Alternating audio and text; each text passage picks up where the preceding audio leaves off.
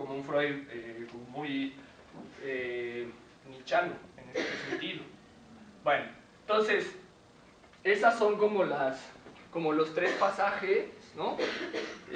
Cada quien, como lo vemos, en lo mismo, pero diciendo un poco más, pues, ¿no? O sea, como con la misma lógica. ¿Pero por qué? Porque finalmente Foucault comienza esta ponencia hablando del siglo XIX, no de Nietzsche, Marx y Freud, sino de condiciones del siglo que hicieron emerger estas tres posturas. Pero no fue que, o sea, qué coincidencia que surgen los tres muy cerca y que comparten el mundo en un mismo pedazo, porque hay las condiciones, ¿sí? Y un poco para retomar, nos va a decir Foucault que esta génesis se puede pensar en términos de objetos, llámele objetos de estudio o llámele objetos materiales en el sentido marxista. Y ahí es cuando Foucault pregunta, ¿qué sería de Marx sin sus obreros? Es decir, ¿qué hubiera dicho Marx si no ve la explotación y las fábricas y los niños y las mujeres y las 20 horas de jornada y que eran sus cuates y que Marx como que no tenía lana? O sea, si Marx desde el principio le ha dicho, eres genial, ¿no? O sea, eres casi Hegel, pues si hubiera ido y se hubiera hecho famoso de una forma, digamos, desde el establishment, ¿no? Pero justamente es por estos rechazos que se va radicalizando, que son los otros, que son los objetos, ¿sí? Y luego tiene un escenario industrial viviendo sus primeros auges fuertes y ve la explotación que deviene detrás. Entonces, los objetos, ¿no? Podemos decir, el obrero es el que hace comprender a Marx, no Marx solo, no Marx por Marx. Luego pensemos en Freud y sus histéricas. ¿Sí? O sea, sin las histéricas, que era la patología en boga en ese tiempo, pues Freud se le hubiera complicado más, ¿no? Porque, bueno, como todos no es que tengan un solo objeto, ¿no? O sea, tuvo los sueños, la cocaína, bla, bla, bla. Pero no son los sujetos solos, pues. Ese es el punto. Y bueno, de Nietzsche, pues podemos decir, sin el cristianismo. Sin el cristianismo en el nivel de contradicción que le tocó. O sea, porque si hubiera tocado en boga el cristianismo, como Nietzsche no surge, ¿sí? Entonces, hay condiciones materiales que hacen que se originen las cosas, tienen génesis, ¿sí? Se mueven, son procesos. Entonces, bueno,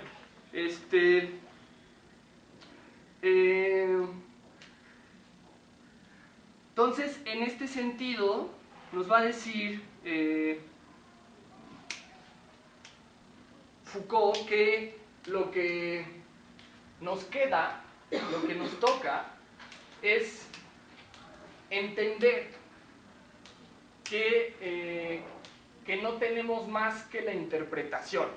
O sea, que lo único que nos queda, y interpretación yo no lo seguiría tanto en términos de la hermenéutica, sino más bien creo que Foucault está pensando interpretación en un sentido más cognitivo, como en un sentido de representación mental, ¿sí? De cómo cognoscemos, cómo, digamos, interpretamos, es decir, cómo estructuramos el mundo, ¿sí? Cómo le damos un orden, un sentido al caos, que sería como el sostenerte sin interpretar, que es un poco, ¿no?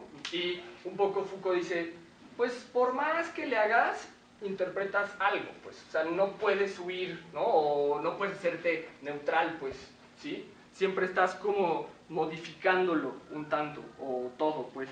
Entonces, en este sentido, ¿sí? Diría Foucault, que entonces no se trata de buscar la interpretación correcta, ¿sí?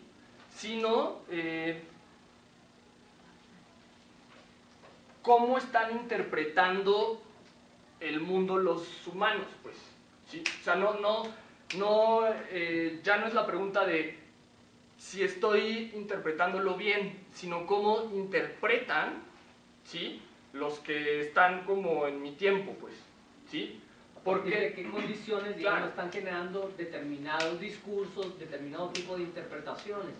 En tanto que no habría interpretación última a la que acceder, que es, digamos, un poco esa vieja idea de interpretación en el carácter religioso. claro. Que, digamos, en esta palabra, el discurso religioso, ¿qué es lo que Dios nos quiere decir? En lugar de pretender acceder a esa verdad, el sujeto, digamos, ahora tiene que responder a sus propias condiciones culturales o sociohistóricas que le permiten generar determinados tipos de discurso. Claro. En ese sentido no hay interpretación última y por eso, digamos, queda abierta la propia interpretación, porque los cambios sociales, culturales, históricos, modifican esos discursos que generamos, digamos, para comprender el mundo mismo. Claro. Entonces, bueno, pues Foucault lo va terminando diciéndonos que, que después de estas rupturas, ¿no? Nietzsche, Marx, Freud, el signo, ¿sí?, queda malévolo, ¿sí? Como que el signo ya no es, digamos, la verdad, ya no es ese signo detrás al cual tendremos que acceder y entender las cosas, sino que el signo es malévolo en el sentido de que siempre nos esconde dominación. Siempre tenemos que estar persiguiendo porque el signo no es natural, está naturalizado, pero esconde explotación, ¿no? Entonces, en este sentido, cierra Foucault con ideas como ¿cuál es la diferencia entre Marx y Nietzsche? ¿No? Dice que finalmente los marxistas no comprendieron, ¿sí?, este movimiento interpretativo, ¿sí? ¿Por qué? Porque leen a Marx al pie de la letra, o sea, Marx, es que Marx dijo aquí. Entonces, si cualquier cuestión o que se van atrás, oye, pero es que ve las condiciones y por qué. Aquí está dicho en 1600. Entonces, el marxismo hoy en día ya está muy golpeado, pero en su momento de boga quedó como un cristianismo de ultranza, pues, o sea, como un verdadero cristianismo en el sentido de la palabra de Marx. Y si lo dice aquí, entonces así es, ¿sí?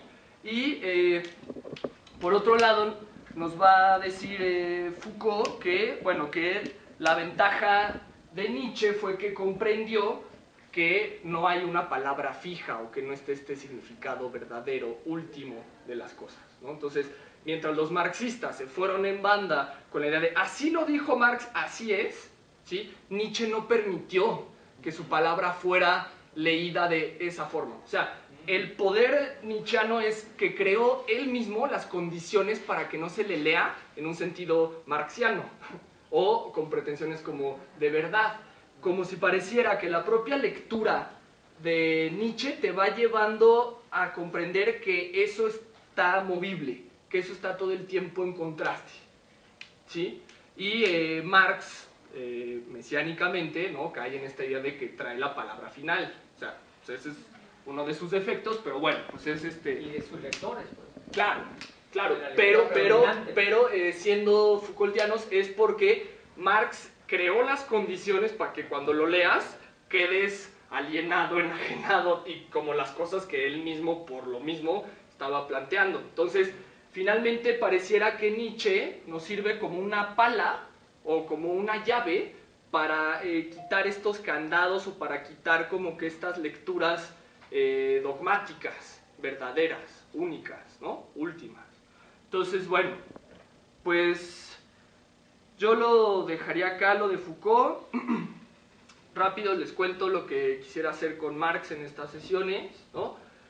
Yo de Marx, antes del partido, el proletariado, la lucha de clases, ¿no?, el feudalismo, capitalismo, son unas lecturas como sociológicas parcas, de las cuales estoy harto. Apelaría a este pasaje que nos dice Foucault de Marx, que dirá, la virtud de Marx es que comprendió que los que estaban diciendo el discurso estaban interpretándolo. Es decir, Marx estudió, ¿sí?, no el discurso de las relaciones de producción, ¿sí?, sino cómo se estaban naturalizando, ¿sí? En este sentido, revisaríamos esta parte, o sea, cómo Marx siempre está y cómo va creando una lógica, ahí sí, con toda la capacidad y todo el talento, una lógica para poder leer textos y detectar su contradicción, ¿sí? O sea, ahí creo que Marx es como muy puntual. Lee, digamos, economía, política, ¿no? Y va leyéndolos, pero ya va leyéndolos de, miren cómo Ricardo nos quiere hacer creer que su mundo normal tiene que ser el pato, pero ya no lo lee como Ricardo dice que la economía funciona así, ¿no? Sino de, vamos a ver cuáles son las condiciones y cómo está intentándonos convencer, ¿sí? Cómo no nos está haciendo pensar, cómo quiere ponernos una verdad y cómo hay saltos inseguibles, ¿sí? Cómo hay momentos en el discurso de hoy como que ya no se siguen, es decir, como si yo les dijera como un conductista, no hay que poner ese caso. A las ratas hay que matarlas porque no son humanos, no piensan, ¿sí? Entonces ahí todo dice, claro, pues es verdad, pues son ratas, ¿no? Si no piensan, ¿sí? Y ahí Marx leería la contradicción, ¿no?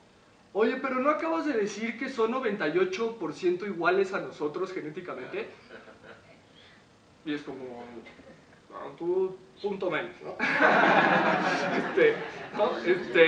Claro, es como, oye, ¿cómo? O sea, hay una contradicción ahí garrafal. O sea, me estás diciendo que sí hay que matarles, ¿no? Porque no son iguales y yo las crío, yo las reproduzco, entonces sí se vale que yo las mate, pero luego me dices que son 90 y tantos % tal, ¿no? Cosas de... Las ratas no piensan, ¿no? Entonces por eso se les mata. Oye, conductista, pero tú me dices que somos animales también y que la ventaja del conductismo es que entendió que somos animales. Entonces, ¿cómo? ¿Matamos humanos o más bien dejamos de matar a las ratas, ¿no? Porque un conductista también puede decir, ah, bueno, entonces porque los si humanos... ¿no? Tanto que son idénticos, por eso pretende generar, digamos, un experimento claro. Que se supone por analogía podría aplicarse al propio sujeto. Claro, ¿no? Entonces ahí se juegan contradicciones epistémicas fundamentales. O sea, ¿cómo? O sea, ¿sí se puede o no se puede bajo lo mismo que me dices que se puede es que no se podría? Esa es como una lectura más de Marx, por ejemplo, también muy de Foucault y Marx. No sería preguntarnos, ¿cuál es el área del cerebro donde está el lenguaje? Sino qué condiciones hicieron que creyéramos que en el cerebro está una función específica del lenguaje, ¿sí? O sea, no es caer como con la tentación de la respuesta que nos toca, sino qué condiciones hicieron que hoy creyéramos que el cerebro está en la psicología y no en los objetos que nos hacen pensar o en la mediación sociocultural o en todo el cuerpo y no nada más en el cerebro, ¿no? Entonces, bueno,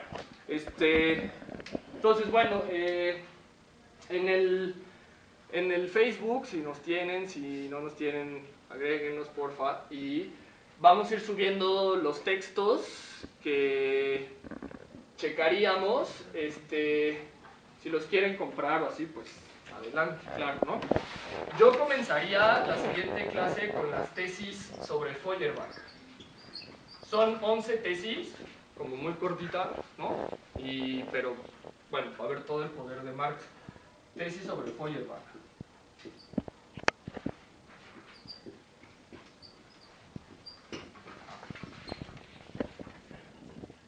Feuerbach. Entonces, bueno, son 2 cuartillas, ¿no? Y seguramente después pasaríamos a leer los bocetos del Capital, o sea, no el Capital, sino los textos como aforísticos de Marx, en donde un poco se pierden, donde es más suelto, donde llega a lugares como más raros y donde crea las condiciones de posibilidad para hacer el libro, no sé si sea el más fuerte del 19, pero sí es como de los más fuertes, y leeríamos el texto de los Grundrisse de Marx. Son 2 tomos, están en siglo XXI.